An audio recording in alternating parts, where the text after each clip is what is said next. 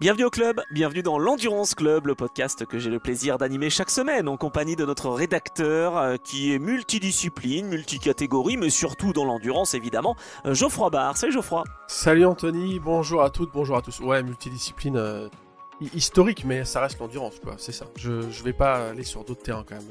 J'ai pas cette Non, c'est vrai. prétention-là. Non. Pas encore à moto, mais peut-être bientôt.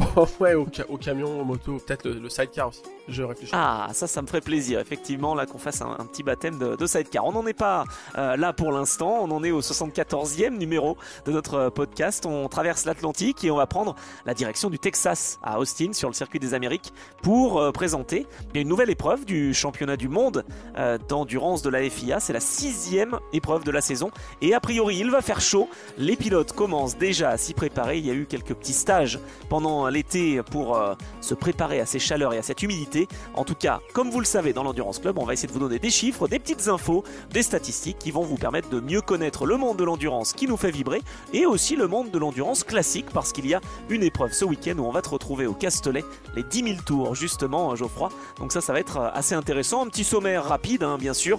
On va parler du WEC à Austin, les forces en présence, le point au championnat aussi après Interlagos dans les deux catégories, que ce soit Hypercar ou LMGT3.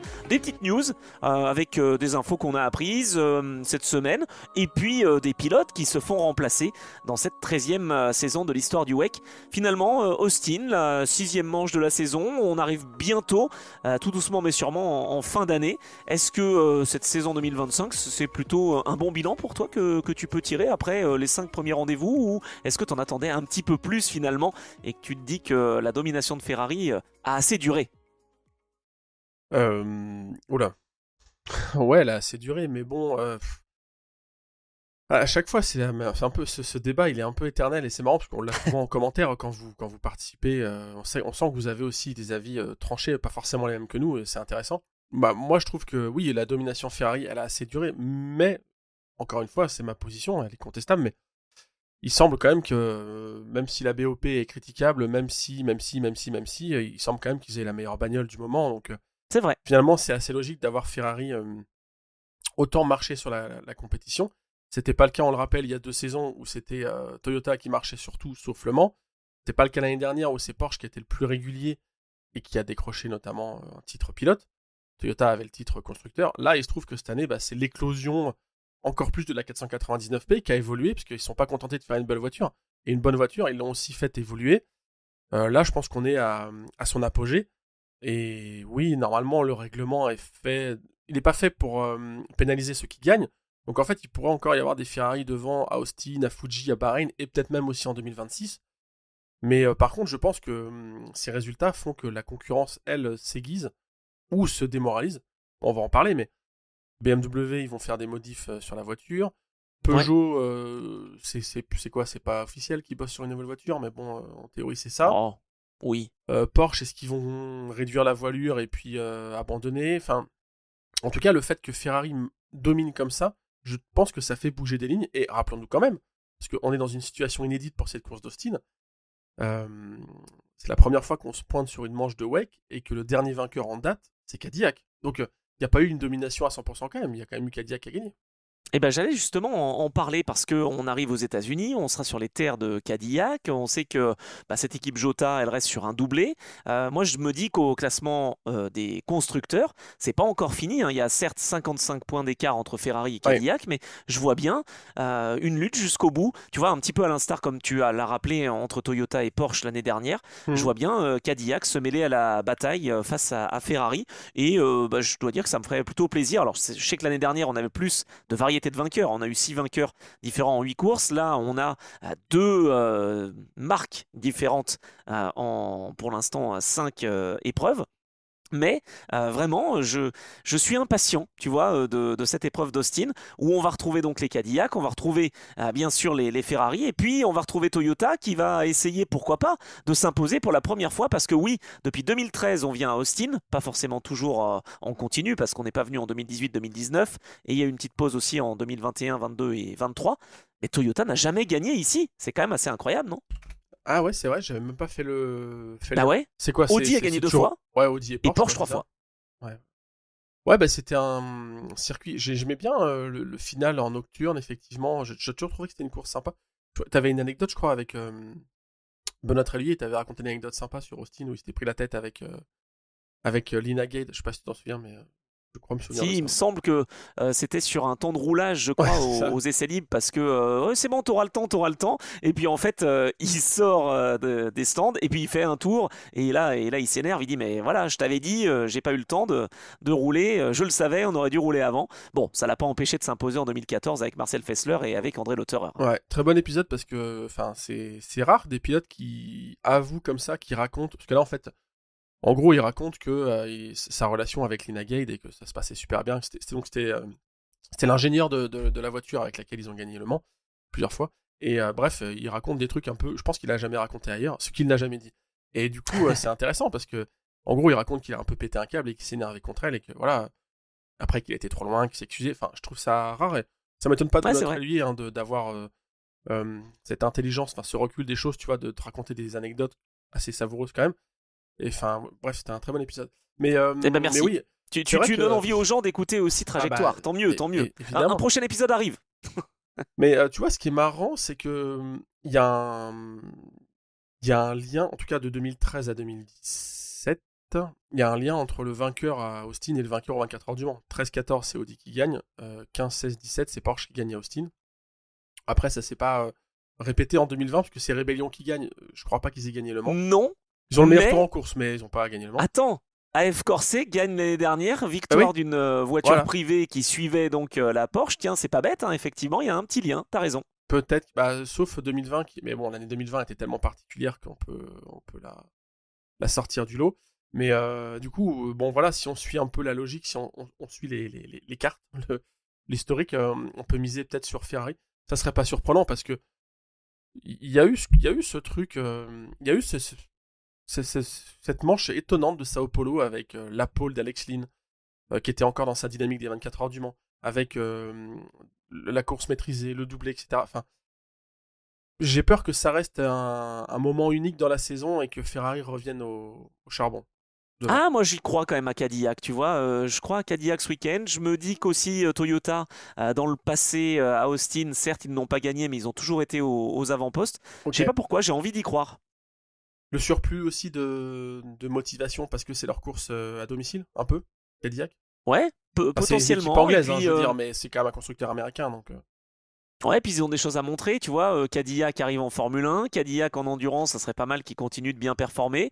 Ouais, je me dis que le timing est peut-être pas mauvais pour Cadillac. Alors Ok. après, c'est sûr que c'est un circuit qui est pas facile parce qu'il y a beaucoup de virages en appui, il y a beaucoup de virages à haute vitesse. C'est aussi pour ça qu'il y a cette sensation aussi je dirais pas qu'on est au Mans, mais on a quand Si, même si, ces ouais. similarités qui arrivent et ces similitudes, quoi. Mais je suis pas sûr que du coup la Cadillac soit la meilleure arme pour ça parce que. Non. Non, enfin, non pas que la voiture soit un problème. La Cadillac, on l'a déjà dit, on en avait largement parlé d'ailleurs, je crois, dans le débrief des 24 heures du Mans ou même dans le débrief de la journée test plutôt. C'est une voiture qui est impressionnante à voir en piste, qui paraît plus large que les autres.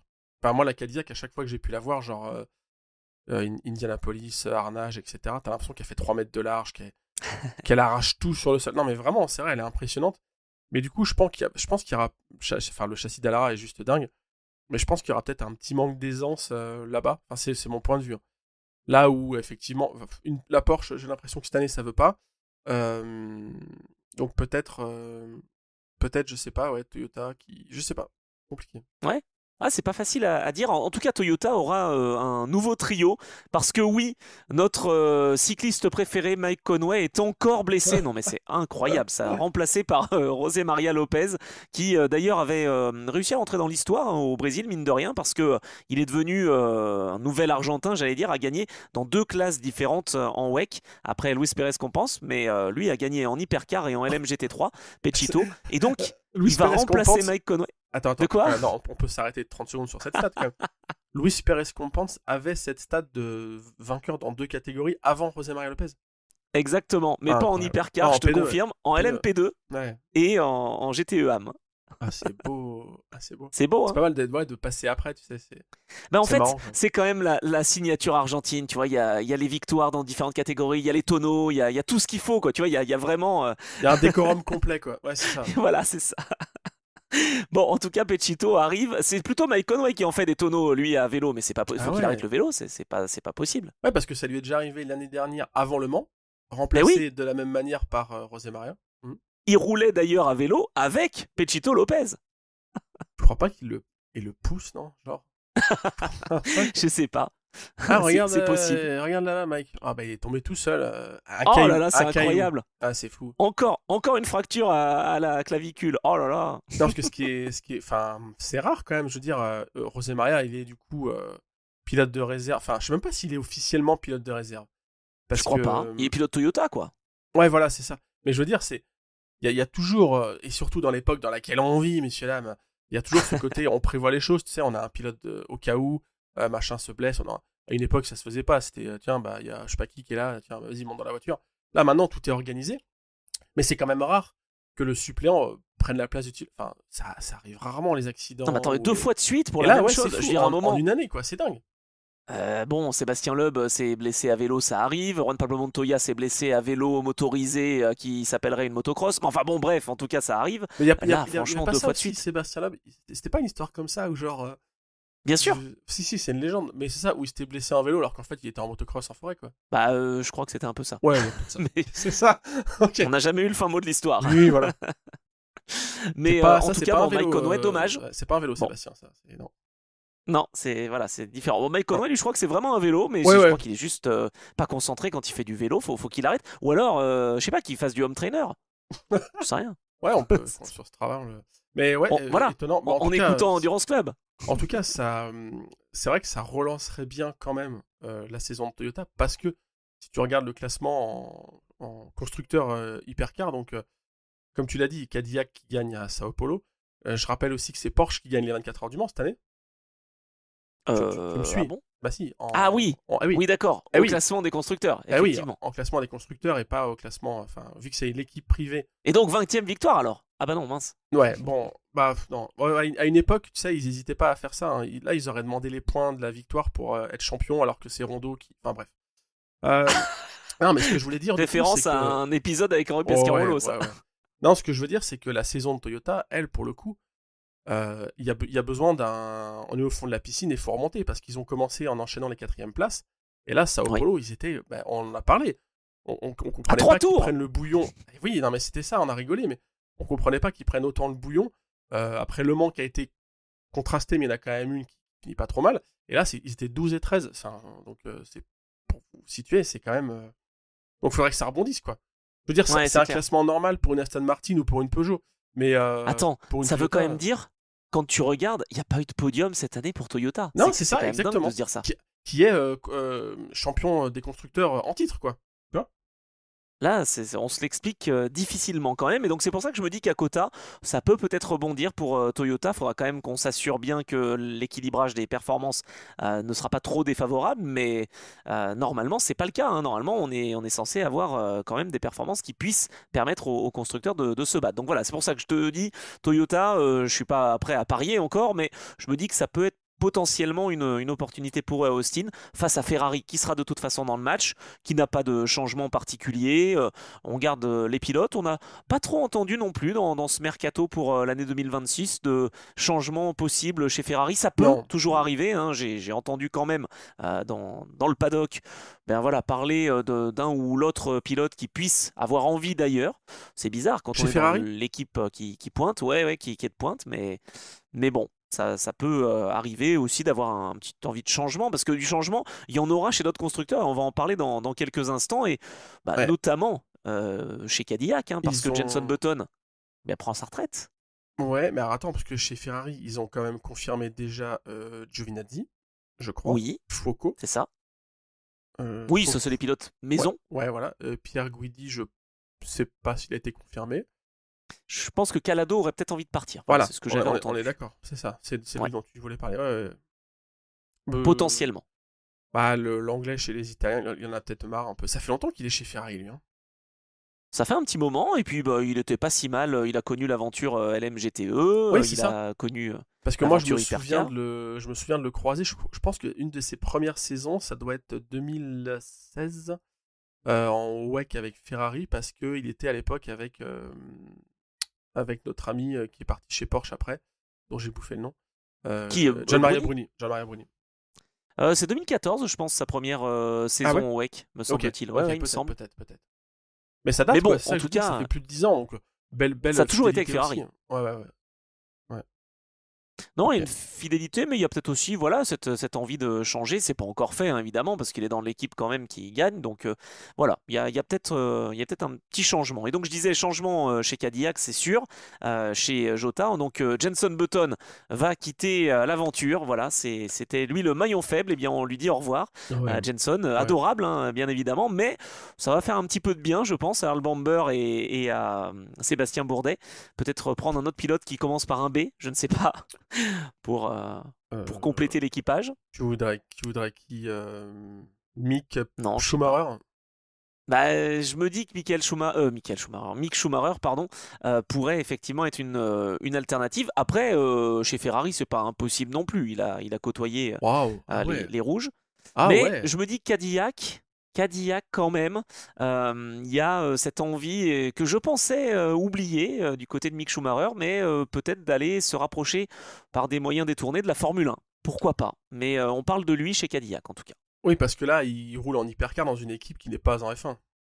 Bah si. Bien Mais sûr. bon, enfin, pas très bien. Ah, mais par contre, là, tu viens de faire un lien. J'y pensais pas, mais si James Calado s'en va et que c'est Mick Schumacher qui rejoint, ça serait énorme. Ça serait énorme. Ouais, je te dis pas que ça va se faire parce qu'on n'en a pas du tout entendu parler, mais Waouh. ça aurait pu avoir du sens. Bon, en tout cas, il a fait une grosse saison pour l'instant. Autant l'année dernière, on l'avait dit, il y avait quelques erreurs. Enfin, surtout, il y avait une période de chauffe, enfin de découverte, quoi. Le trafic, notamment, c'était compliqué. La gestion des trajectoires, où ça peut paraître bête, mais quand t'es en Formule 1, bah, t'as une trajectoire et puis tu peux globalement la suivre 95% du temps, parce qu'en fait, sauf si t'es en bataille, il y a que 20 bagnoles en piste. Alors que là, il y a tellement de monde qu'il a été obligé de découvrir un peu ce côté, mettre les roues en dehors de la trage, sortir, prendre des risques. Et au début, ça a été un peu compliqué, c'est mon point de vue. Mais je me souviens du Qatar notamment, je crois, où voilà, c'était dur. Mais maintenant, il a carrément pris la mesure du challenge et il a fait une grosse épreuve à Spa, notamment. Le Mans, je pense, de mémoire, il était loin d'être mauvais aussi. Il a démontré de belles choses avec l'Alpine, qui en plus a progressé. Fred Makowiecki, on l'a dit, a apporté beaucoup de choses, je pense, chez Alpine. Ils se sont bien structurés. Pour le coup, autant Alpine en Formule 1, hein, vous savez tout ce qu'on en pense à peu près, de pas bien. Autant Alpine en endurance, ils construisent là depuis une saison et demie vraiment très bien. Et c'est dommage si ça lui sert de tremplin pour aller ailleurs, parce que peut-être qu'il aurait pu porter Alpine encore plus haut. Mais par contre, s'il va chez Ferrari, alors là, moi j'adorerais. Chez Cadillac, oui, comme tu dis, ça serait purement une marche pour peut-être ensuite remplacer les retraités Bottas et Perez. Mais c'est pas encore sûr. Attention, hein, là ça part de loin quand même, hein, moi je trouve. Ouais, mais enfin les moves comme ça, et on peut les. Oui, je pense qu'il a toujours la F1 dans un coin de sa tête. Mais chez Ferrari, ça a quand même une autre gueule, quoi. Oui, bah ça, je suis d'accord, effectivement. Maintenant, Ferrari, ils ont aussi cette idée d'engager les frères Leclerc. Voilà, il y a peut-être d'autres envies à l'avenir. Parlons d'Alpine, puisque tu l'évoquais. Alpine, il devrait y avoir un petit peu de changement dans les effectifs. Alors, un seul, hein, justement, puisque ça serait un jeu de chaises musicales. Mick Schumacher s'en irait, et donc faudrait effectivement trouver un remplaçant. On entend peut-être parler d'un pilote portugais qui pourrait venir remplacer donc Mick Schumacher. C'est pas encore fait. C'est dommage parce qu'il y avait déjà eu un changement chez Alpine et je trouvais qu'on avait une belle synergie, une belle dynamique. Donc à voir ce que ça peut donner. Est-ce que, par exemple, tu vois, je me dis que Paul Louchatin, à force de le voir dans le stand E-Deck et avec la voiture Genesis Magma Racing à côté en European Le Mans Series, est-ce que Paul Lou ne pourrait pas aussi être attiré par Genesis? Il n'y a rien de fait, mais bon, ça pourrait affaiblir un petit peu plus encore l'équipe alpine, mais ça peut être une des possibilités. On n'en sait rien pour l'instant.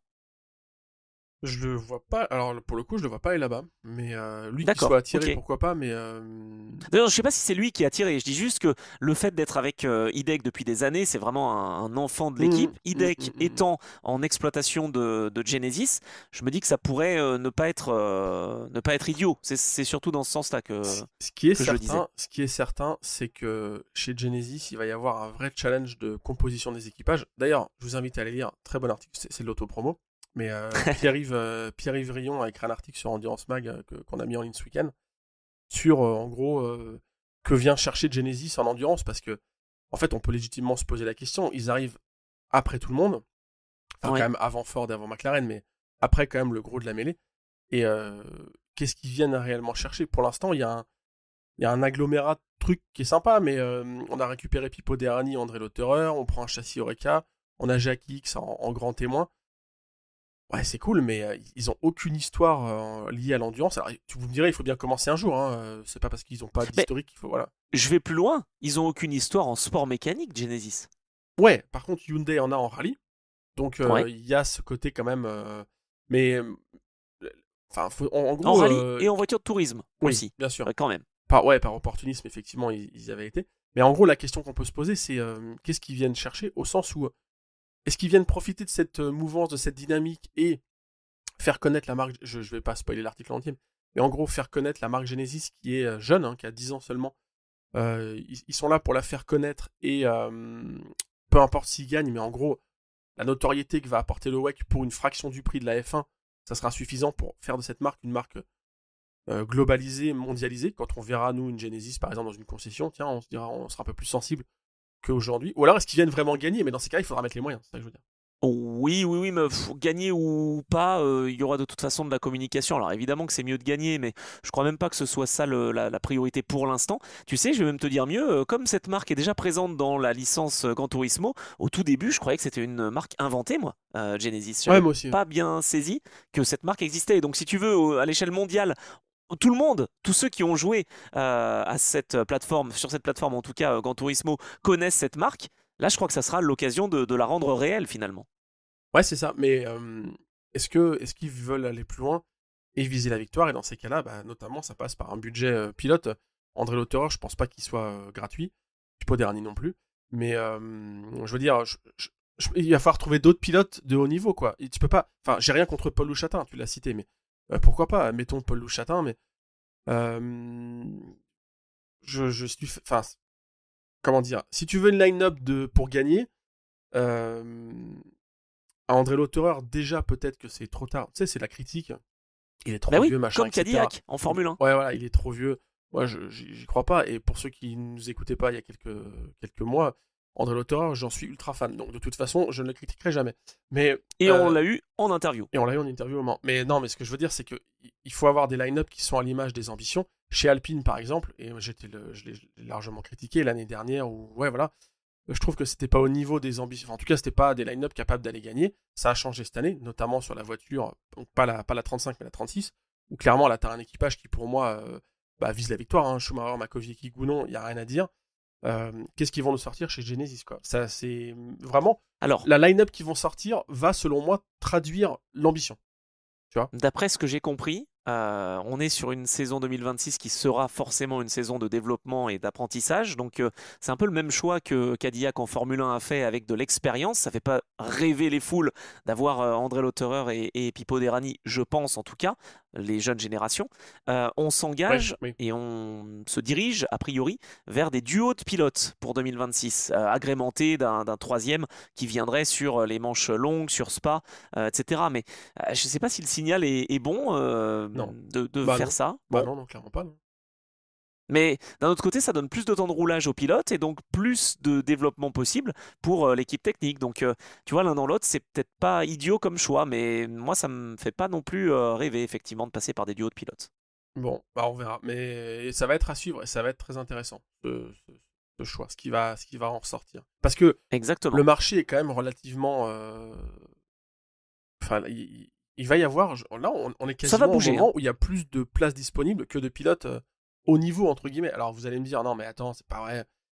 Il y a des pilotes en P2, Ah oui. il faut les faire Ouais, basculer bah attends, c'est en pas vrai. hypercar, du Il y Tom a des Dillman, pilotes. etc. Mais je sais, non, mais Eh oui. je fais exprès de provoquer, c'est pour, c'est pour faire des extraits sur les réseaux sociaux. Non, mais Bien sûr. je sais qu'il y a des pilotes qui vont monter, effectivement, mais tu vois, le conservatisme qui est fait là, après je comprends, hein, il faut quand même un pilote de développement, et à André Lotterer, je pense que tu peux difficilement trouver mieux pour développer une caisse from scratch, mais qui, qui vont faire venir du P2 notamment? Est-ce qu'ils vont miser sur Jamie Chadwick? Est-ce qu'ils vont aller chercher, comme tu le disais, un Tom Dillman?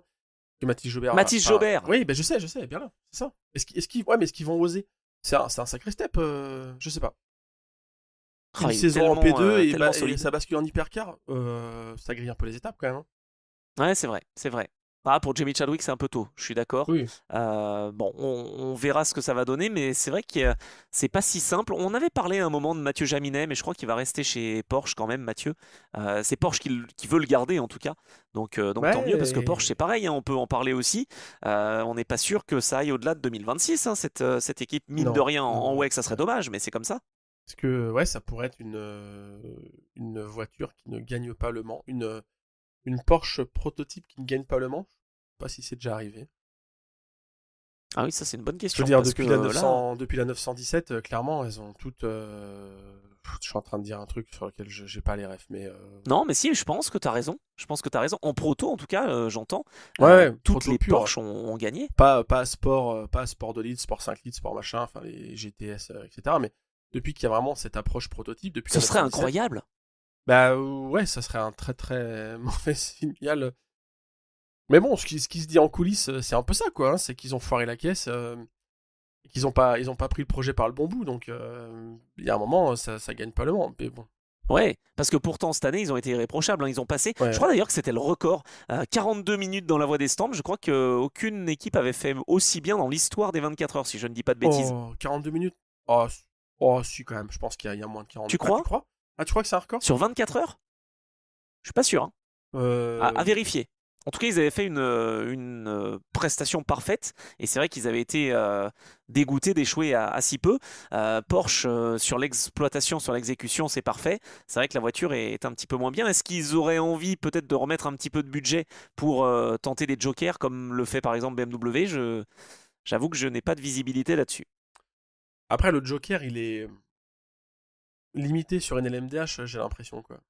Tu vois, oui. Par rapport à une hypercar où le joker, en fait, sous un joker, tu déguises plein de modifications potentielles. Sur une LMDH.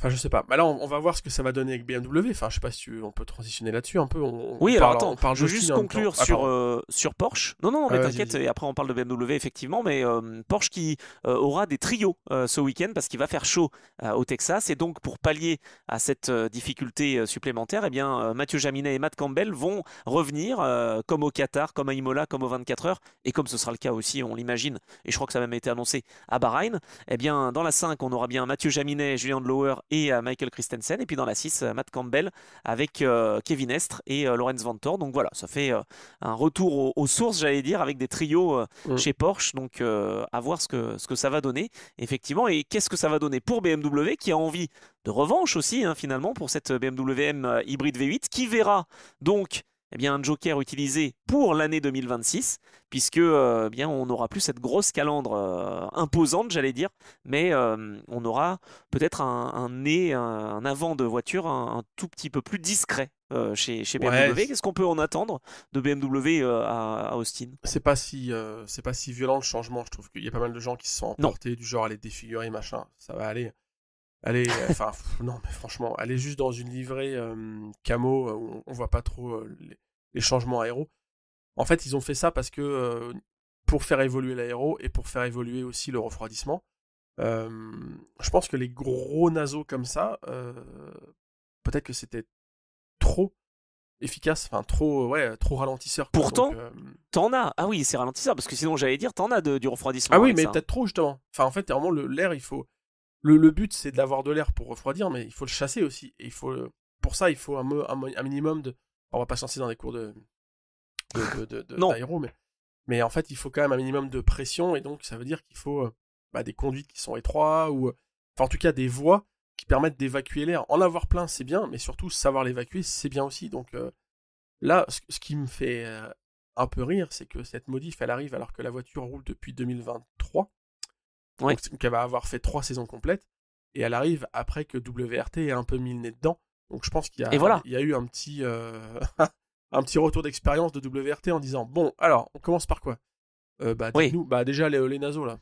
Oui. On va changer ça. Mais non, mais c'est vrai. Ah bah oui. Je pense que t'as raison. T'as tout à fait raison, c'est pas étonnant. Et puis donc WRT qui ça nous a été confirmé par Guillaume aussi, qui est un auditeur fidèle et que l'on salue. Bah voilà, l'année prochaine, il n'a pas de crainte, effectivement, Vincent Voss, de pouvoir gérer les deux programmes, que ce soit aux États-Unis, donc en IMSA ou en WEC. Donc ça, c'est une plutôt très bonne nouvelle pour WRT. Il faut bien l'utiliser aussi, cette nouvelle usine qui a Exactement. été construite. Ouais. Et c'est rassurant, moi je dirais, de voir que BMW prend un projet au sérieux, je dirais. C'est pas souvent finalement On n'est pas dans habitué, hein. l'histoire On récente. n'est pas habitué, hein. Bah oui, il faisait des programmes quoi, 2-3 ans.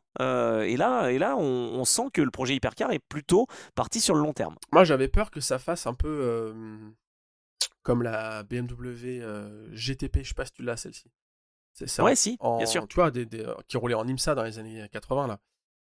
Je crois que c'était une base de marche je crois que c'est une marche habillée avec un design BM. On pourrait aller voir, c'est magnifique. Il y en a une qui roulait d'ailleurs au Silverstone Classic, Silverstone Festival, Oh, là, il y a une semaine. Ouais, je crois en avoir vu une. Je vois une photo d'une Nissan Groupe C là, de Xavier Micheron de chez Ascot. Et je crois que derrière, il y avait une BMW GTP. Donc bref, ça c'est pareil. En fait, ça, c'était les LMDH avant l'heure, hein. On bossait c'est vrai. avec March ou avec Spice ou avec je sais pas quel artisan.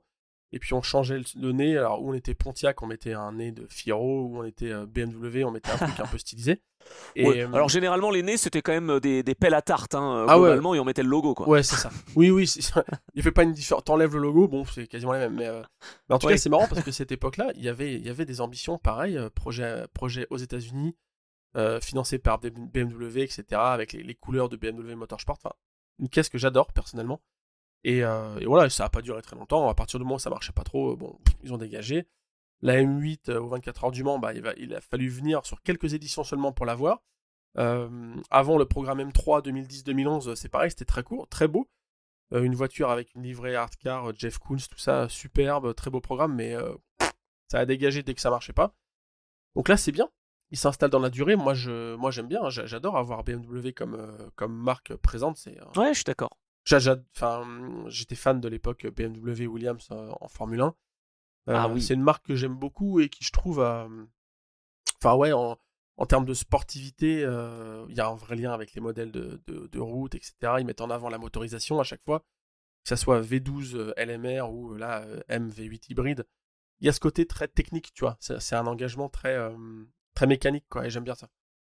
Ouais, je suis d'accord. Bon, on va rappeler quand même que les constructeurs ont droit à 2 homologations et 5 Evo Joker sur la période qui va jusqu'en 2027.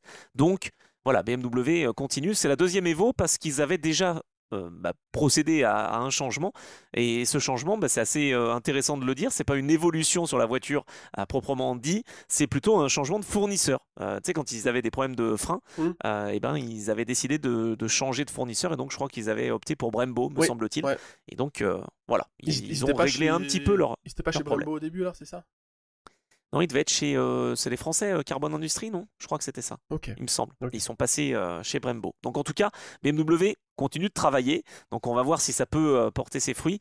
Je suis pas sûr que à Austin ça puisse gagner.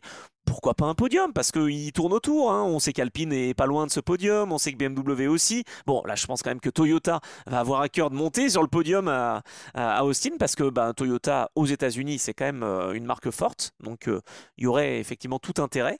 Et en revanche, face à eux, je ne suis pas sûr, par exemple, que la marque au Lyon, Peugeot, soit bah, en lice pour le podium. Quoique, parce que c'est vrai qu'à Spa, c'était encourageant comme rythme, et à Interlagos aussi. Est-ce que le circuit d'Austin va être favorable à Peugeot? Ça, j'en suis moins sûr quand même. Je peux pas, j'arrive pas à savoir. Non? Bon, d'accord. Bah non, mais j'aimerais en fait. Mais Bon, ça va être dur avec ces changements d'angle, avec l'aéro qui est prépondérant ici.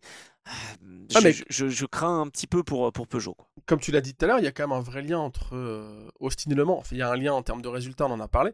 Et même en termes Oui, de dessin, enfin, c'est un circuit très rapide, quelques phases lentes. Tu sais, avec la ligne droite du retour, là, il y a vraiment un virage à gauche oui, très oui. serré. Mais ensuite, après, ça enrobe un peu.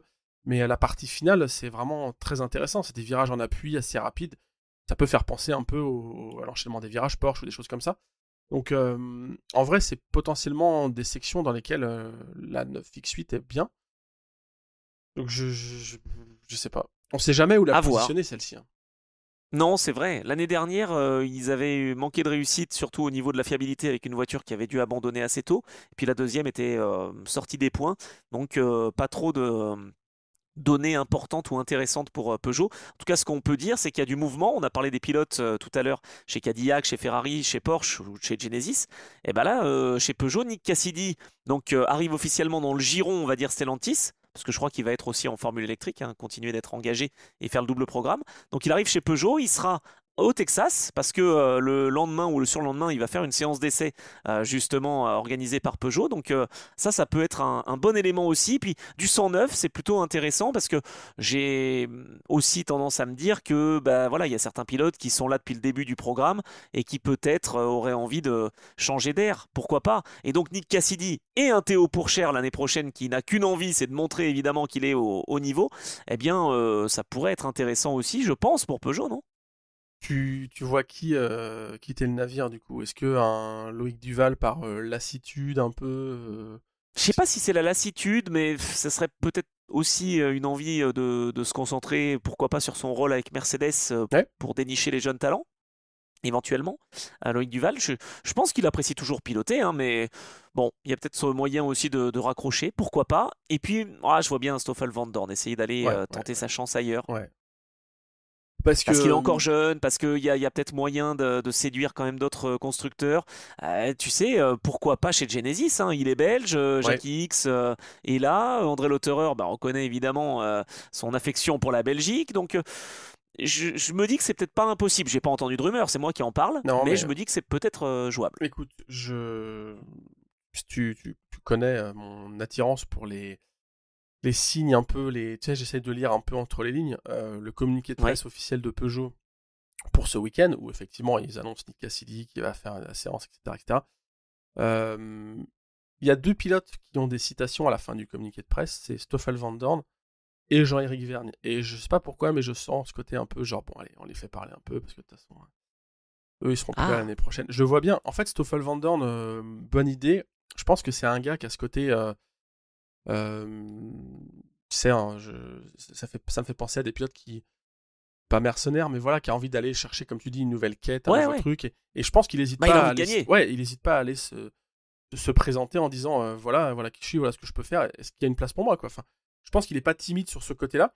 Et je fais un autre lien, mais Jean-Éric Vergne, je pense qu'il est dans le programme Peugeot depuis le début. Je pense qu'il en a un peu Ouais. marre aussi. Il a connu l'herbe un peu plus verte ailleurs, bon, en P2 au Mans et puis en Formule I, bien sûr, c'est logique. Est-ce qu'il irait pas aussi rejoindre son pote Lotterer? Ah. Parce qu'ils sont très potes. Pas inintéressant. Après, il faut quand même se dire que Genesis, on n'est pas sûr du tout des résultats qu'ils peuvent obtenir. Enfin, attends, c'est quand même un nouveau projet, ça sera certainement mieux, on l'imagine, et encore, c'est même pas sûr, qu'Aston Martin sur une première saison. Ouais, mec, où est-ce que tu Mais veux rouler? Quand tu t'appelles Stoffel Van Dorn ou Jean-Éric Vergne, aujourd'hui en hypercar, tu veux rouler où? Chez Ferrari, c'est verrouillé. Chez Porsche, t'as quasiment aucune garantie que ça va continuer. Chez Toyota, dès qu'il y a un pilote qui se blesse, on appelle les anciens. Donc à un moment, on va finir avec Satoru Nakajima.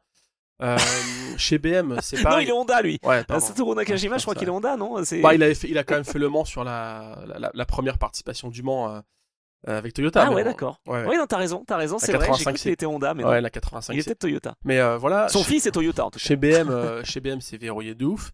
Chez Alpine, il y a potentiellement des ouvertures, mais Eh ben, moi, Ah. franchement, un Stoffel Van Dorn chez Cadillac, ça me va. Hein, chez Jota, je me dis que ça peut le faire. Hein, tu vois, il avait déjà participé avec une équipe comme SMP où il avait vraiment fait ouais, bien sûr. des super résultats. Moi, ça me surprendrait pas, d'autant plus que je sais pas si tu te souviens, mais il a quand même roulé avec Jota en LMP2, Stoffel Van Dorn. Hmm. Donc, Hmm. bon, moi je verrais bien, c'est pas du tout ce qu'on entend, mais je suis Jota, je préfère prendre Stoffel Van Dorn. Voilà, je te le dis. Bah, en tout cas, je sens que ces deux-là sont sur la partance, la vacance, le départ Oui. chez Peugeot. Loïc Duval, le pauvre, je l'ai cité au début, mais il n'y a aucune info là-dessus. C'est juste que moi, je me mets à sa place. On a plus ou moins le même âge. Je sens un peu la. Je peux deviner une forme de. Et puis surtout, allez, là c'est mon avis, mais il aurait pu à l'époque avoir une grosse épopée chez Peugeot. Après son passage chez Audi, il aurait pu avoir une épopée Peugeot si le programme 908 avait continué. Ouais. Je pense qu'il a beaucoup misé sur ce côté 9x8 quasiment 10 ans après. Enfin, ouais, c'est ça, 10 ans après. Nouvelle épopée, ça va le faire. Et je pense qu'il doit être déçu de ouf. Et voilà, à un C'est dur moment, il d'être faut patient savoir. aussi quand on est un pilote qui a connu beaucoup de victoires et qui, mine de rien, avance en âge. C'est difficile de lui dire, bah attends, encore un an, on va redévelopper la voiture, etc. J'imagine quand même, voilà, la difficulté, quoi. Puis, comme tu le disais, il y a beaucoup de gens qui ont découvert. J'ai vu ça il y a pas longtemps sur les réseaux sociaux, mais il était, euh, il était présent effectivement pour épauler certains pilotes en tenue Mercedes. Il y a plein de gens qui ont découvert que Loïc Duval bossait pour Mercedes, mais en fait, je pense que c'est même enfin, peut-être pas sa principale occupation, mais je pense qu'il a plus souvent un polo Mercedes sur les épaules que Peugeot, quoi, ou Canal+. Donc, il a aussi cette double voire triple activité. Donc, peut-être que voilà, il veut basculer là-dessus, quoi. Ouais, c'est vrai. J'ai fait une émission, tiens, récemment avec Peugeot. Alors, je fais une auto-promo, hein, tu m'en voudras pas. Eh, vas-y, c'est Pour une l'endroit, émission vas-y. que Mais non, mais pour une émission qu'on essaie de lancer justement, et donc ça sera une émission qui traitera du sport mécanique en général. L'émission va sortir bientôt. Alors pour l'instant, c'est sur Radio Sport. On ne sait pas exactement sur quel média, encore une fois, lancer les festivités. Mais en tout cas, c'était une émission où j'avais la présence d'Olivier Jansoni à mes côtés, de Christophe Marie, un ingénieur motoriste qui a longtemps officié en Formule 1 notamment, et aussi avec Peugeot en endurance. Et puis Jean-Éric Verne, donc un beau plateau où on a parlé du projet Peugeot et ils s'inscrivent aussi dans la durée et sur le long terme. C'était assez intéressant de connaître leur vision aussi de l'endurance et donc ça s'appelle Motorhome cette émission et elle devrait sortir bientôt l'émission donc Ok. justement sur 1 heure on évoque un sujet du sport méca. Donc voilà, je pense que ça peut aussi t'intéresser mon cher Eh Geoffroy. ben non, mais tu fais bien de me donner comme ça des petites billes, de me nourrir comme ça. Voilà. Non, c'est l'idée, en tout cas, de parler du sport mécanique en général. Est-ce qu'on conclut rapidement cette page Hypercar par Aston Martin? Est-ce qu'on a grand-chose à dire ou pas? Parce Ouais, qu'on n'a vraiment rien entendu, hein, là, pour le bah coup, sur Aston. on a entendu juste le son du moteur, non, c'est la seule équipe qui aura des duos pour ce week-end. Ah oui, c'est vrai. Bonne fiabilité depuis le début de la saison. On n'attendait pas grand-chose Oui. et on est quand même, c'est quand même bien. Elles sont pas en performance pure présente, mais en tout cas ça roule. Ça finit les courses, ça prend de l'expérience, c'est très bien. Ça occupe. Il y a eu la hype de fou, mais c'est comme d'hab, tu sais, je l'avais déjà parlé. Il y a eu la hype de fou en début de saison et même au Mans, et j'étais le premier à le faire. Enregistrer le son, partager le V12, machin. Là, le soufflet commence à retomber un petit peu. Oui, Euh, bah c'est normal, attends. voilà, donc il va falloir trouver Il un faut relais, aussi, quoi. après, que ça soit performant. Bah oui, bien Il va sûr. falloir trouver un relais de communication pour 2026, peut-être titulariser Fernando Alonso. Ah oui, voilà, pourquoi pas, tiens, ça serait pas mal. Non, mais après, ça va être compliqué aussi, on le dit, hein, avec une voiture qui n'a pas d'hybride, hein. Ils ont quand même marqué Mm. des points au Mans, donc la fiabilité est là. Peut-être des points à Cota, pourquoi pas, à Austin, ça serait assez intéressant, d'autant plus que l'équipe qui engage l'Aston est américaine, hein, Dirt of Racing, donc why not? Et on va peut-être suivre ça attentivement. Aston Martin, j'ai plus d'espoir peut-être en LM GT3. En revanche, avec l'équipe justement THOR, hein, The Art of Racing Team, et puis l'équipe Racing Spirit of Le Mans qui reste sur une victoire quand même, on va le dire, à Spa-Francorchamps en ELMS. Donc ça, c'était une très très belle façon de relancer la saison, en tout cas de prendre des marques sur la rentrée après l'été. On a un nouveau trio, cela dit, chez Racing Spirit of Le Mans, avec le retour de Derek Debourg. Ce sera sa dernière de la saison.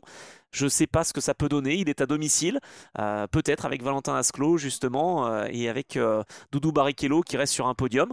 Est-ce que la lancée peut continuer pour Aston? Ça peut être pas mal.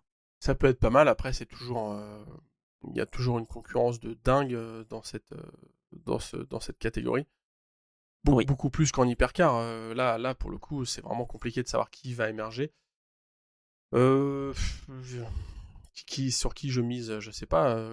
Quoi, la Porsche, la 92 parce que c'est devant. Euh, Ouais, peut-être. Victoire au Mans, victoire à Imola. En fait, il gagne une course sur deux. Donc, normalement, si on suit la logique, il gagnerait là. Et puis, il gagnerait la finale à Bahreïn aussi. On reste sur une sortie. La dernière victoire, c'est Lexus. Lexus. Oui, mais alors, Lexus avec les pneumatiques durs emmenés par Goodyear, qui peut-être ont joué leur rôle aussi, une bonne compréhension de la part Ah, de à Sao l'équipe Paulo. Codis Ouais, ouais, ASP. ouais, ouais, ouais. Bon, Ouais. là, ça sera peut-être pas la même chose. Cela dit, il va faire chaud à Kota, donc la chaleur implique aussi une dégradation des pneus à surveiller. Ou alors, est-ce que ça peut être le compteur qui se débloque pour TF Sport parce qu'il reste sur 3ème place au Mans, 2ème place à Sao Paulo, 3-2-1. Est-ce que ça peut le faire là pour une victoire TF Sport? Ça serait pas mal. Il y a eu un déblocage Corvette en ELMS. Donc Ouais, c'est vrai. peut-être qu'on Alors peut ils étaient l'avoir. nulle part à Spa par contre, hein. Ouais. Là, pour le coup, Ouais. c'était compliqué. Sur le Success Ballast, etc., ils étaient un peu handicapés. C'est vrai, tiens, Corvette à domicile, Bah, c'est j'allais pour ça, dire, c'est aux pour ça. Je États-Unis. fais encore des liens. Non, mais c'est vrai. Et souvent, l'histoire montre ça, que tu peux avoir des équipes ou des pilotes, enfin voilà, qui ont des intérêts, qui sont dans leur course maison. Souvent, ça peut briller, quoi. Et ouais, pourquoi pas. Tu vois, si je dois miser en GT, c'est ou la cote simple, je fais la Porsche, ou petite prise Ouais. de risque, je mets quelque chose sur la 81.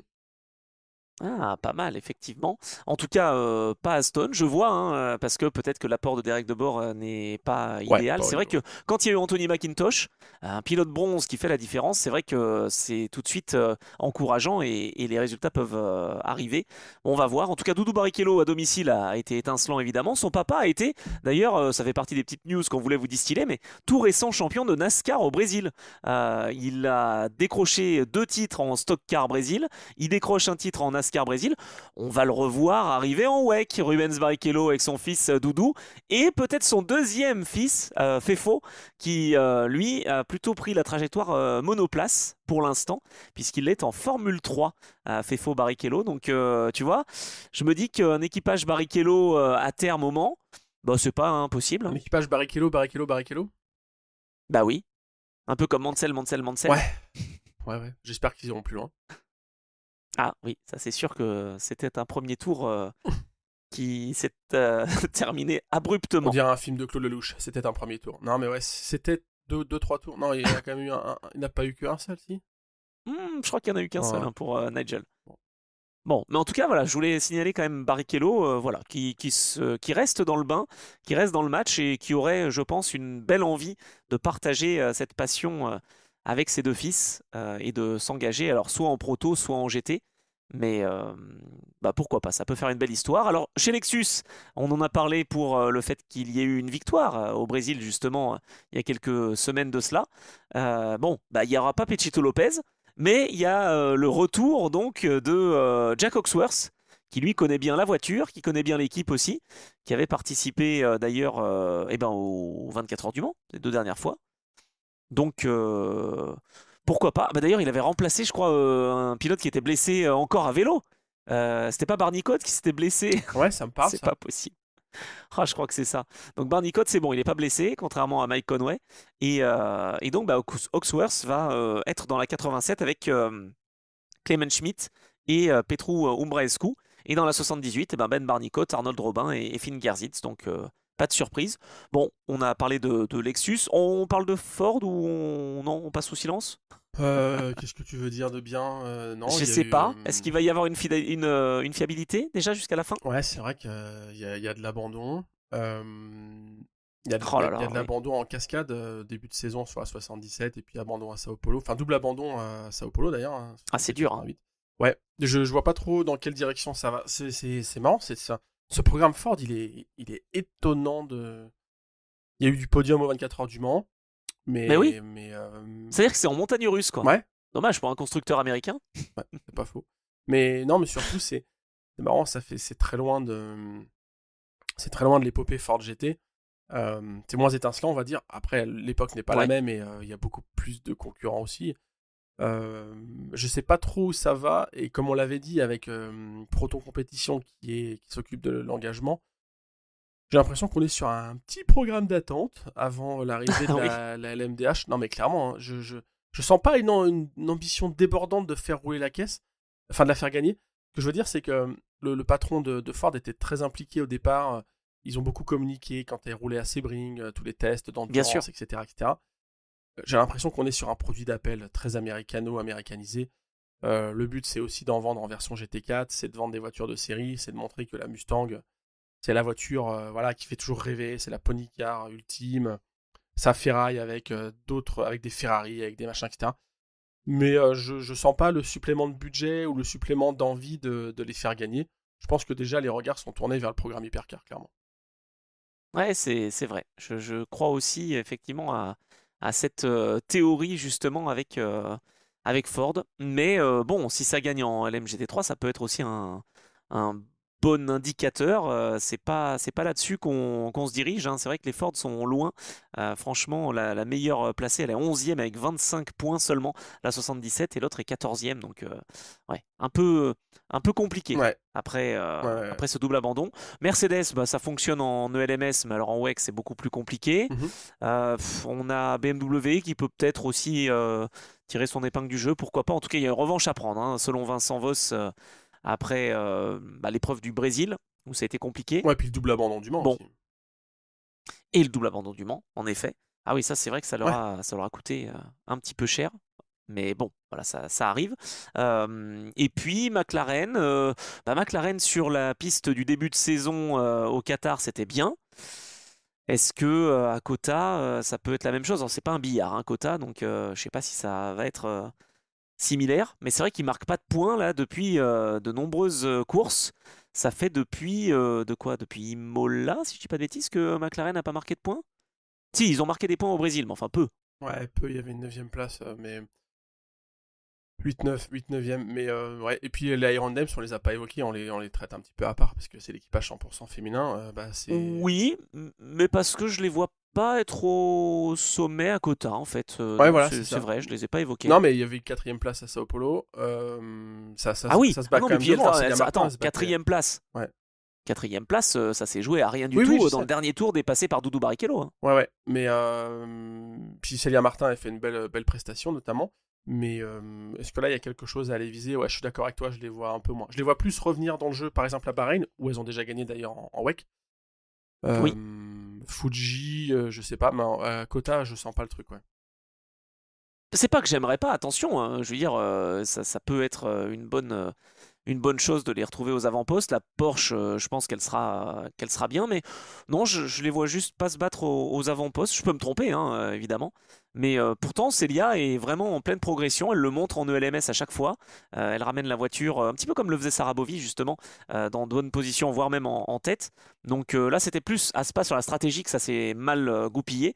Bon, on va voir, mais non, ouais, que je les sens moins incisives, là en tout cas sur l'épreuve de quota. Ouais, je suis d'accord. Mais D'accord. si vous avez un autre avis, évidemment, n'hésitez pas à le dire en commentaire, soit sous la vidéo YouTube, soit donc bien sur les plateformes de podcast. On lit vos commentaires et on les apprécie. Donc merci beaucoup pour ça, pour ces interactions aussi, parce que ben voilà, on lance des nouvelles rubriques. On y reviendra tout à l'heure sur la top question, la top Ouais, bon, question. on va y venir là, ouais, ouais. On va y venir. Attends, on a quand même encore quelques petites Ah bon? infos du Ok. paddock, c'est ce que je Ah disais. bah. Miguel Molina notamment, qui a annoncé le lancement lui aussi de sa structure. Ah Ils ont bon? tous eu une structure, une agence. Et oui, il a lancé l'agence de management Rogo Motorsport Agency en association avec un de ses amis. Alex Alcaraz, d'après ce que j'ai compris, et puis un agent de joueur de foot. Donc, à voir ce que ça va donner. Mais ils ont tous cette envie de, et je les comprends, de pouvoir ne pas rester que pilote, mais aussi d'ouvrir un peu les possibilités, quoi. Ok. Ah bah, je savais pas, tu me l'apprends. Ah bah, Ouais, tu vois, félicitations à lui. bah, j'ai appris ça quand j'étais en ELMS, voilà, tout simplement. Ah ouais, là, c'est Puisque, radio paddock, là. C'est vraiment des infos bien, bien, non, mais très bien. ah bah là, on y est. Ouais, non, mais voilà, intéressant. Donc en ELMS, eh bien, il y a aussi la Michelin Le Mans Cup. Et la Michelin Le Mans Cup, ben, on sait que la course de référence, c'est la Road Ah to Le oui, Mans. c'est vrai. Et ben cette Road to Le Mans, je voulais en parler, Geoffroy. Ouais, je suis d'accord. Tu m'as dit, mais attends, il y a une nouvelle qu'il faut absolument qu'on C'est évoque vrai, dans t'as l'Endurance raison. Club. Oui, oui, oui. Eh ben oui, l'année prochaine, Road to Le Mans, on aura l'occasion d'y revenir évidemment, mais Road to Le Mans va se parer d'une course de 3 heures le vendredi. Ça, c'est quand même génial parce que le format 2 fois 1 heure, c'était difficile pour les pilotes de se mettre dans le rythme. Ils voulaient tous peut-être gagner la course dès le premier virage et donc il y avait souvent de grosses déceptions et des crashs. Alors là, il faudra vraiment apprendre la patience et c'est vraiment une école, j'imagine en tout cas, pour se préparer aux 24 heures du Mans. Je suis très content que ce format de Road to Le Mans évolue. Je vais te dire pourquoi.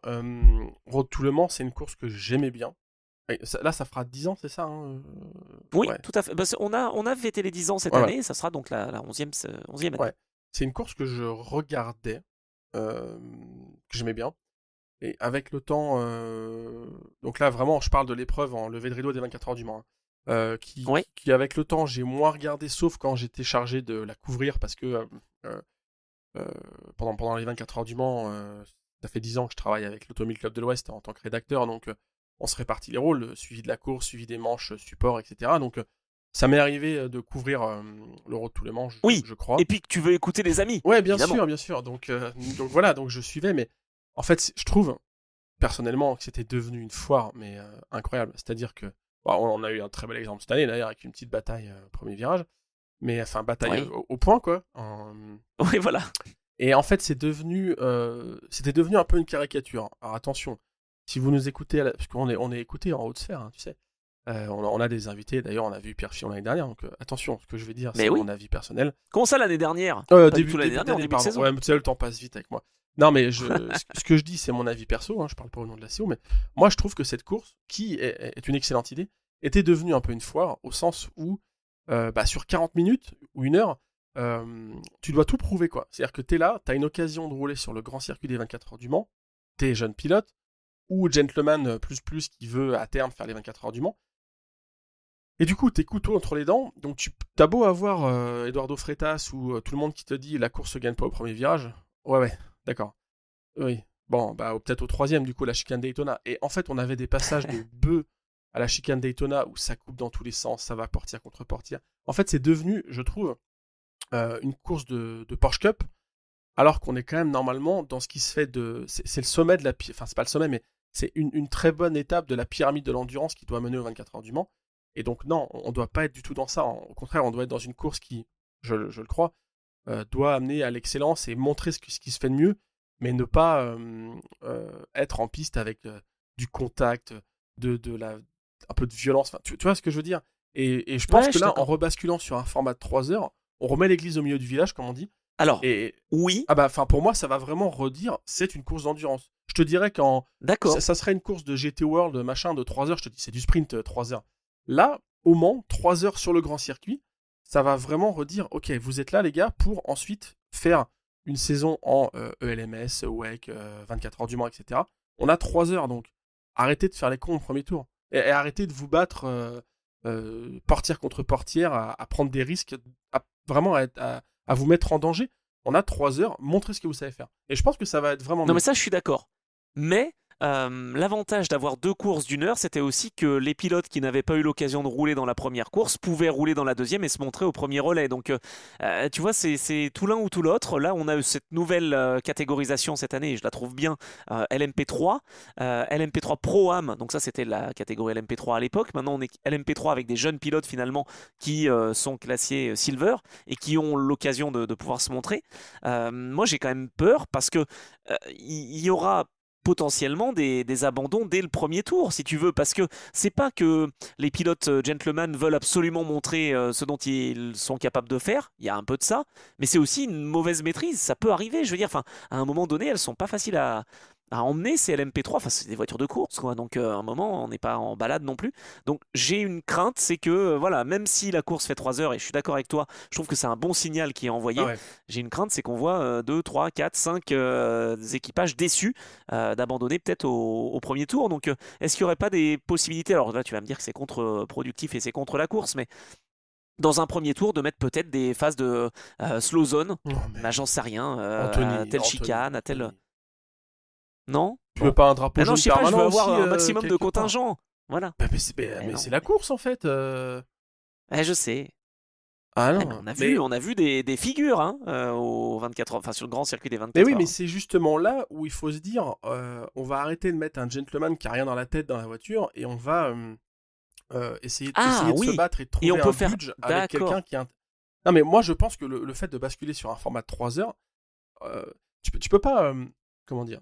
Ces courses-là, on a toujours, en tant qu'observateur, et moi le premier, on est toujours en train de se dire, oh mais regarde lui, oh là, il est là, il est nulle part en trage, il sort, ça fait des figures, c'est super. Mais à un moment, c'est quand même un peu fatigant d'avoir des courses qui sont sous safety tout le temps ou neutralisées. Tu peux pas imposer tu peux imposer une catégorisation. Alors, faisons que des courses avec des platinums. Je suis pas sûr que ça va être génial. En fait, tu peux pas. Les erreurs de pilotage vont forcément, ça arrivera. La seule chose que tu peux faire, c'est en changeant un peu le format, et donc là, notamment en basculant sur un truc de 3 heures, je pense que ça va un peu plus remettre le focus sur les équipes, et les équipes vont chercher des pilotes qui sont capables de faire ça, et les pilotes vont aussi un peu plus se sentir un gentleman qui est habitué à du Ferrari Challenge ou à des courses de 40 minutes où il est collé au volant, il a pas d'angle, tu vois, il peut pas braquer, tu sais, les positions vraiment de conduite très serrées. Bah là, une course de 3 heures, il va se dire c'est peut-être pas pour moi en fait, quoi. On va être que 2, je vais être obligé de rouler 1h30, c'est pas pour moi en fait. Je vais faire autre chose, mais ça, c'est pas pour moi. Alors tiens, justement, est-ce que ça pourrait pas ouvrir la porte? J'ai pas eu d'informations, donc je ne sais pas, mais ça pourrait ouvrir la porte à des équipages peut-être de 3 pilotes. De toute façon, il y aura 2 arrêts, c'est obligé, puisque les voitures font 1 heure avec un plein. Donc ça sera obligatoire. Je me dis que ça peut être éventuellement une possibilité, soit à 2, soit à 3, selon comment ils se sentent. J'imagine que les équipages de jeunes pilotes, eux, ça va être plutôt réparti en 2 heures, 1 heure ou quelque chose comme ça. Mais les pro-am, pourquoi pas essayer de voir. Road to Le Mans, ça veut dire en route vers Le Mans, direction Le Mans, c'est ça que ça veut dire en fait. C'est vraiment l'ultime répétition avant les 24 heures du Mans. Si tu fais par exemple des équipages de 3, en fait il faudrait, mais je pense que c'est ce qui va être fait, et donc j'adore la décision qui a été prise, il faut voir cette course comme un mini 24 heures du Mans. Si on pouvait, si on était dans un jeu vidéo, sur 3 heures, on ferait, tu sais, avec la météo accélérée, on ferait un cycle jour-nuit. Tu vois ce que je veux dire? Il y a vraiment ce côté, non mais en vrai, en 3 heures, tu peux avoir vraiment toutes les conditions. Comme tu dis, tu peux faire 2 changements de pilote, donc chacun a son relais. T'as des ravitaillements. Tu vas avoir forcément des phases de safety en 3 heures. Il peut se passer commençons la course à 5 heures du mat. Ben, pourquoi pas? Non, mais aux 24 heures du Mans, sur le circuit des 24 heures du Mans, en 3 heures, il peut se passer énormément de choses. Beaucoup plus que sur une épreuve de 45 minutes où on coupe, à chaque passage à Daytona, quoi. Tu vois? Non, c'est vrai. En tout cas, moi, je suis vraiment là pour le coup très très impatient et très excité de voir cette course et de la commenter du coup. Ça va être vraiment un grand moment. Aussi, moi, si on me fait, tu me mets un petit strapontin, moi je suis chaud. Hein. T'es le bienvenu. J'ai de la place dans ma cabine. Ah, j'ai de la place dans ma cabine, monte. Et voilà, monte dans ma cabine. Non, mais c'est vrai que je suis vraiment très content de ce format-là. Donc, on va voir ce que ça va donner. Ça sera le vendredi et on aura plus d'informations évidemment au fil du temps, mais ça va être très sympa. Donc des LMP3 et puis des GT3. Voilà, pour dynamiser un peu le format. Et puis ce week-end, toi tu seras au Castellet. On parle un peu d'historique dans l'Endurance Club, tu le sais, et on aime l'historique. Et donc, ça sera les 10 000 tours. Donc, on fera peut-être un numéro spécial, allez, on va dire peut-être en novembre, peut-être en décembre, pour parler du Mans classique, donner un petit peu les avis et ce que vous avez vécu, notamment peut-être aussi avec Julien Ergo, parler un peu de Goodwood, parler aussi des 10 000 tours, des séries Peter Otto. Ça sera 1 ou 2 épisodes peut-être, vous nous le direz en commentaire justement, parce que je sais que vous aimez l'historique, et puis on fera des épisodes pour revenir sur des éditions particulières aussi de courses, et notamment des 24 heures du Mans. Mais là, ce week-end, qu'est-ce qu'on attend aux 10 000 tours? Il y aura une retransmission télé également, en tout cas sur YouTube. C'est quoi ton actu, c'est ça? Un peu. Allez, c'est quoi mon actu? Donc les 10 000 tours, moi j'y suis à partir de vendredi, ça roule à partir de vendredi. Effectivement, les courses sont samedi et dimanche. On a les 10 plateaux des séries Peter Otto. Donc on a des groupes C, on a des voitures des années 60, on a des voitures plus récentes, période 2000-2010. Il y a par exemple 2 Audi R8 qui sont annoncés. Il y a une McLaren F1 GTR. Franchement, une McLaren F1 GTR en course, c'est assez rare. Je sais pas quand... Enfin, peut-être qu'il y en a eu à Goodwood notamment, mais au Revival, mais c'est quand même assez rare de voir une McLaren F1 GTR rouler, donc voilà. Il y a ça. Il y a les plateaux classiques, le CER par exemple, donc ça c'est les voitures des Sport Proto des années 70 et GT des années 60-70. Enfin voilà, il y a les plateaux. C'est diffusé en direct et en intégralité, donc toutes les courses, samedi et dimanche, donc je serai aux commentaires sur la chaîne de Peter Otto, chaîne YouTube. Commentaires en français, vous pouvez aussi écouter les copains en anglais, avec John Hindo notamment, mais qui sont dans la cabine d'à côté, donc vous pouvez switcher comme ça si vous voulez. Mais voilà, en français avec Julien Ergo et avec Vincent Franzen aussi, qui est commentateur historique, enfin voilà, qui est chez Peter Otto depuis des années. Avec une couverture un peu plus complète. En fait, on fait évoluer le format. Enfin, je dis moi je suis pas de chez Peter Otto, je suis prestataire, je fais les commentaires, mais il y a une volonté, c'est la première saison où les courses sont filmées et retransmises, donc il y a une volonté de faire évoluer les choses, et on a commencé entre guillemets modestement dans le petit camion commentaire que tu connais, et là voilà, ça évolue. Vincent va être notamment en pré-grille pour faire vivre un peu les derniers moments de préparation, les ultimes moments avant le départ.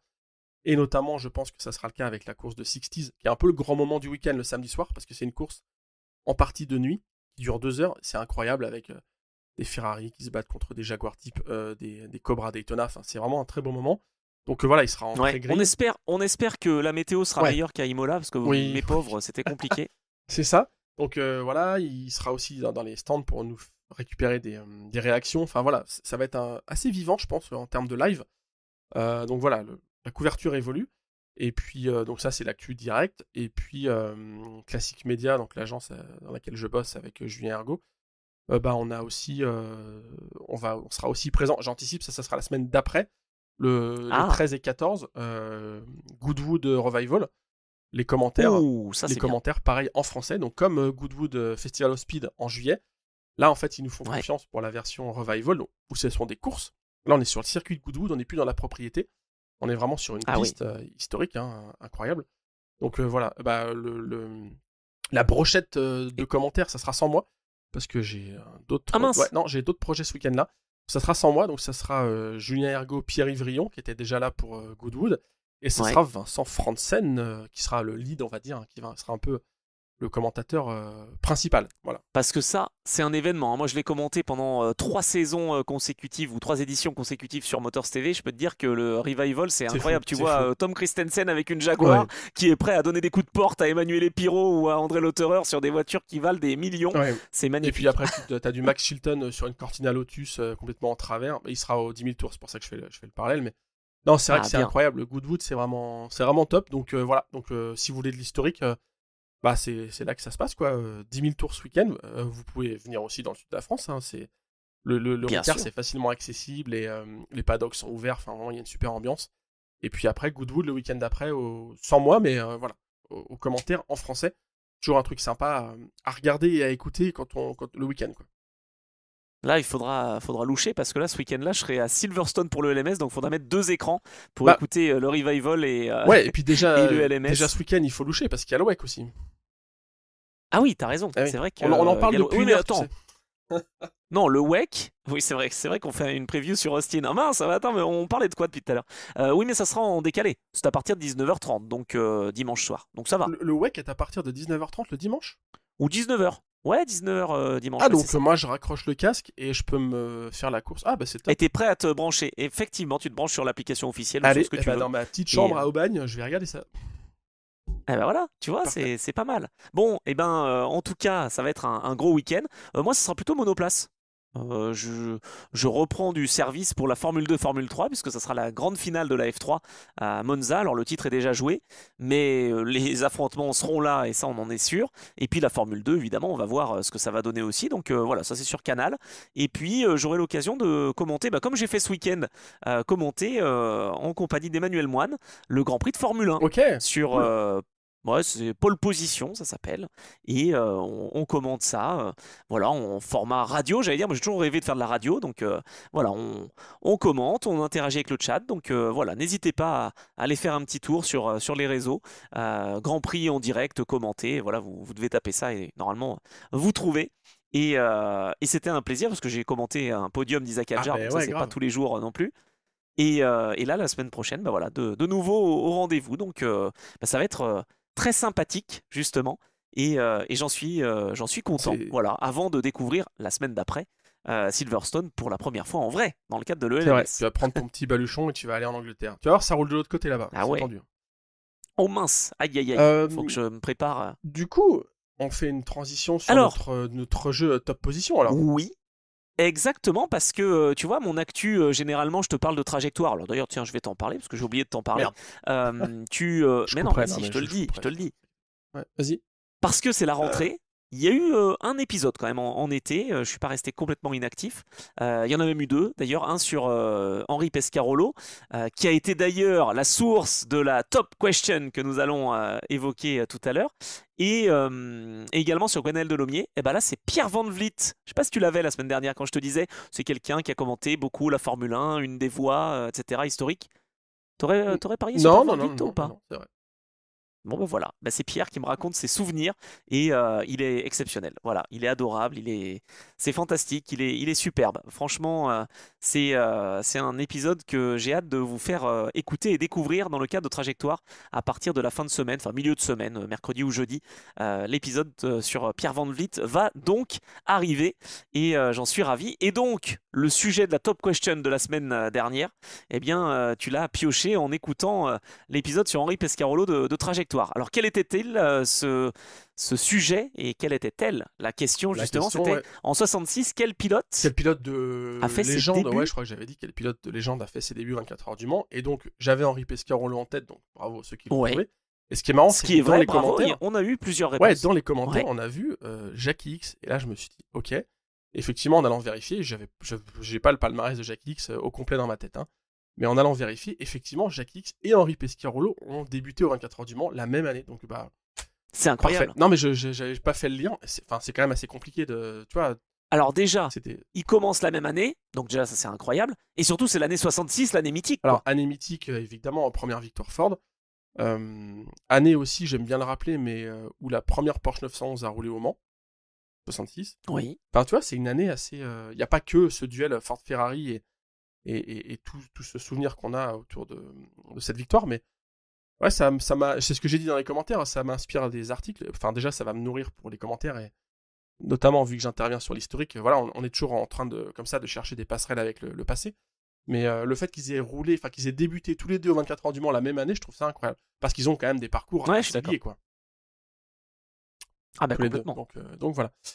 Ils ont partagé des voitures ensemble, ils ont vraiment eu des carrières vraiment très similaires et ils sont passés par la F1, ils sont passés par l'endurance évidemment, ils ont gagné, ils ont fait des podiums. Donc ouais, c'est vraiment très intéressant. Et donc cette semaine, eh ben, comme on a le petit jingle que tu vas ajouter en post-prod, j'imagine. Allez, je l'ajoute.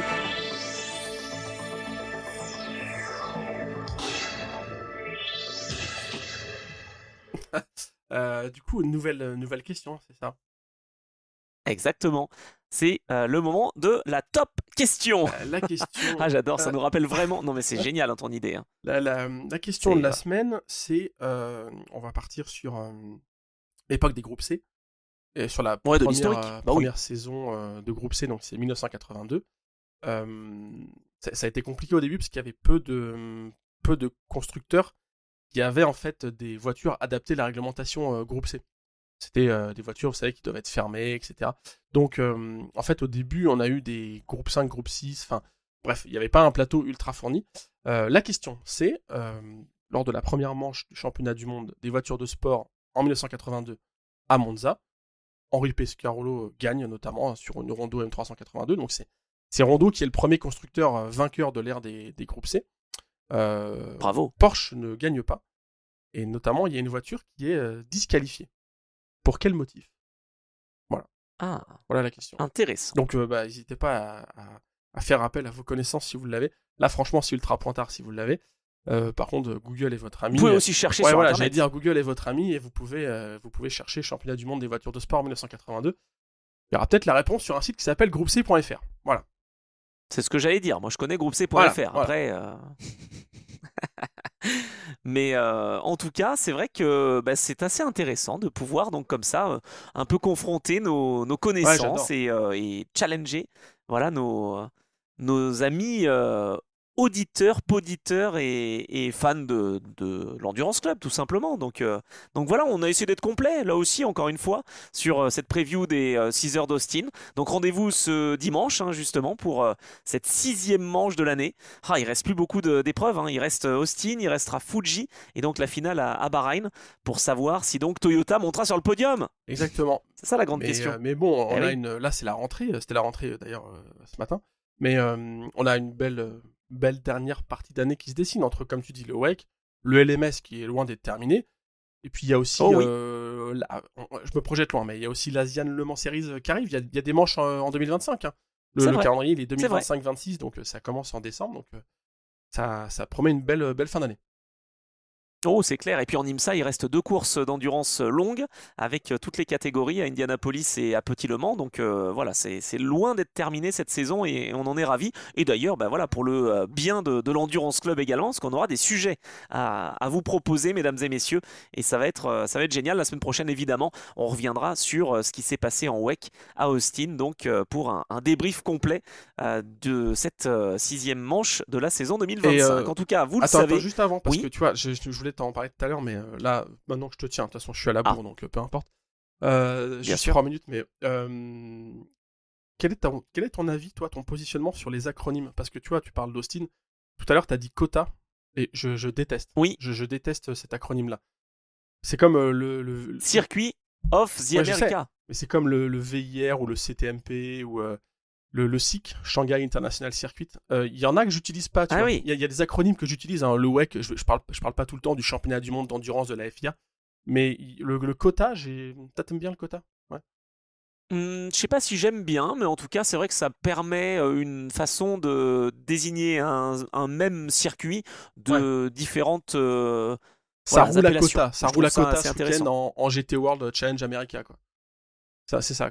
Oui, en Ouais, c'est ça. GTWS, enfin bon, Non, mais bref. comme tu dis, au moins ça résume le nom du circuit plutôt que l'épreuve. Ok. Non, parce que j'aime pas du tout, tu vois. Non, c'est plutôt pour dire on est à Austin, on est sur le circuit des Amériques, on est à Kota, on est au Texas. Tu vois ce que je veux dire? Ah, Il y a c'était à 4-5, variété, ok. ça c'est un. Ouais, ce sont les journalistes ça, qui aiment La bien, marque, évidemment. La marque la Osano marque au A pour parler fléché, ouais, c'est ça, d'Audi. la marque au A fléché sera du côté du Texas. Ok, ok, Et non, bah oui, voilà, c'était voilà. juste le. La marque qui a un logo en forme de lion, par exemple. Exactement, Voilà. en forme de lion. Bon, bref, en tout cas, non, je suis pas fan de Kota, Ouais, mais par contre, le circuit me plaît bien et je pense que l'épreuve sera intéressante aussi. Surtout avec la chaleur, les pilotes vont peut-être aussi avoir leur moment, même si ce sont des pilotes Platinum, Gold et. Et donc expérimentés, et ben ils auront peut-être leur moment aussi un petit peu chaud, comme l'année dernière entre Kevin Estre et Sébastien Buemi. Eh bien pourquoi pas avoir un petit peu de temps fort dans cette course donc d'Austin. Bon, c'était un plaisir, comme je le disais en tout cas, Geoffroy, c'était à chaque fois voilà, un moment agréable. J'espère que ça l'est aussi pour vous, puisque vous le savez, on se retrouve toutes les semaines, évidemment, c'est votre rendez-vous, l'Endurance Club. Donc si vous voulez continuer d'écouter, de nous soutenir, n'hésitez pas à mettre des petites étoiles, à commenter comme vous le faites, et on vous en remercie, et en parler autour de vous, mine de rien, parce qu'on sait que quand c'est les 24 heures du Mans, évidemment, toutes les statistiques explosent, mais on compte sur votre soutien aussi et puis peut-être sur votre possibilité d'en parler un peu à vos amis pour faire partie du club justement, pour faire effectivement grandir ce club, cet Endurance Club qui vous plaît et qui nous plaît. Et donc on se retrouve la semaine prochaine pour le débrief complet des 6 heures d'Austin. Merci Geoffroy, bonne semaine.